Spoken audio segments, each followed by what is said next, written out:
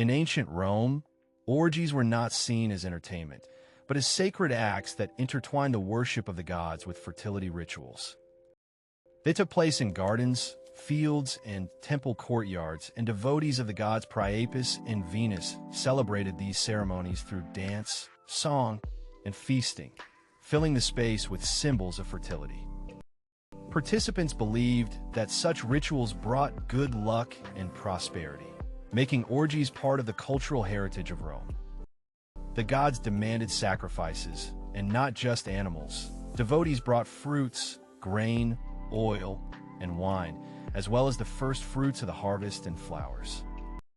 These offerings were accompanied by incense, song, and dance to strengthen the connection with the gods and embody the idea of fertility. Such a wide range of gifts turned the ritual into a powerful social event. Sexual rituals were seen as symbolic connections with the gods and with the cycles of nature, with fertility mirroring the Earth's rebirth after winter.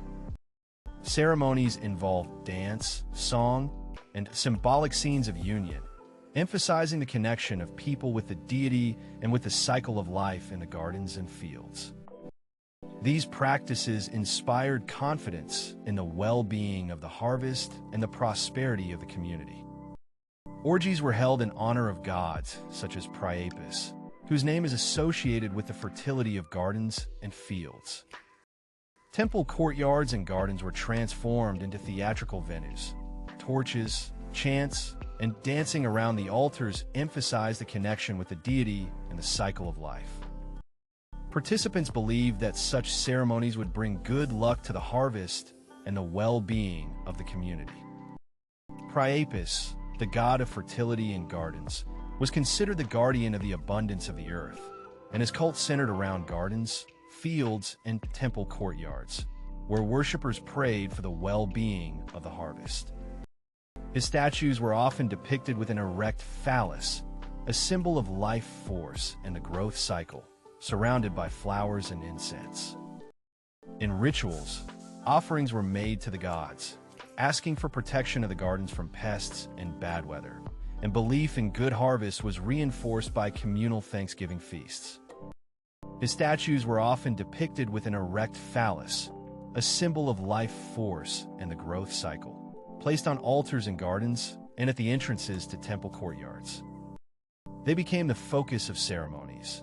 The faithful brought flowers, incense, and offerings, gathering around them in dances and prayers for the protection of crops and fertility. Such images reinforced the community's belief in well-being and the connection of man with nature and the gods.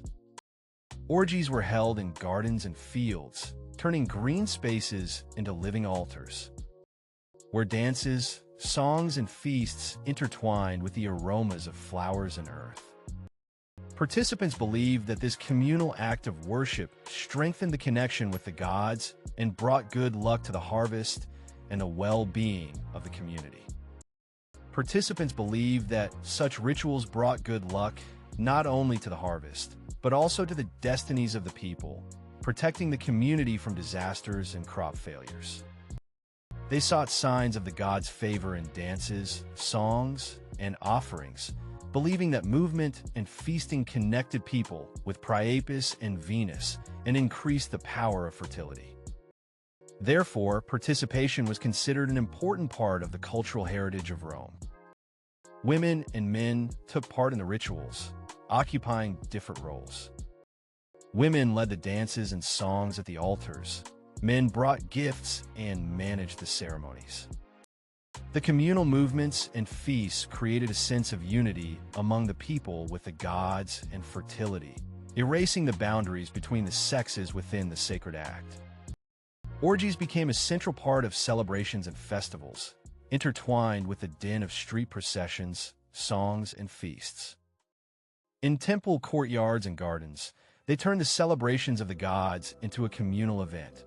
Dancing under torches, incense and offerings around the altars reinforced the sense of oneness with the deity and the cycles of nature. Participants believed that this communal ritual brought prosperity to the community and good luck for the harvest. Goddesses such as Venus were also revered as guardians of love, power, beauty, and fertility, whose blessing was considered the key to harmony in the family and abundance of the fields.